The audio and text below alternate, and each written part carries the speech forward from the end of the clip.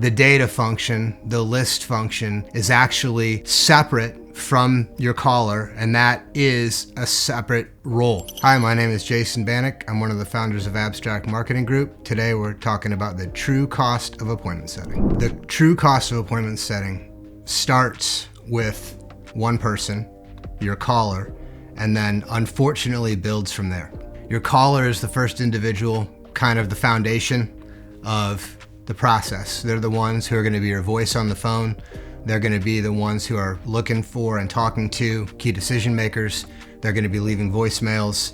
They're going to be hopefully highly active all day long. Their job is to have a great conversation and ultimately explain to prospects why they should schedule a meeting to talk further about your service with a salesperson. That person, again, is the foundation of the process. Unfortunately, they're just one of the people that it takes to successfully do sales enablement, and these are the reasons why. That person is going to be calling all day. It is not their job nor in their skill set to find the list of people to actually call, the data side of it. When you think about the calling process, it's a lot of dialing, leaving voicemails, having conversations, and for that to be efficient, it needs to be separated from figuring out the list, from going through the data, from looking at lists and trying to figure out what companies on this list are even worth talking to. So the data function, the list function, is actually separate from your caller, and that is a separate role. It's someone or something trying to find the best list to make the calling side efficient. The third individual in this process is your person who's going to be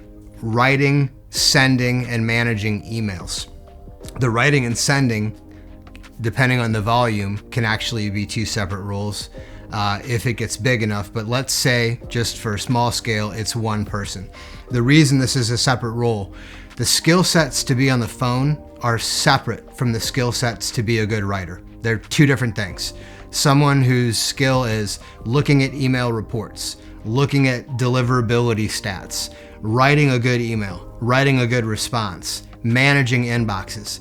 That's all different than being a good voice on the phone. And to do all those things well, you have to devote the better part of your day. So there again, you can't have someone on the phone all day and also emailing all day. So it requires a separate skill set if you intend to incorporate email into your appointment setting. And these days you absolutely have to, because it's just become a mandatory channel to communicate digitally.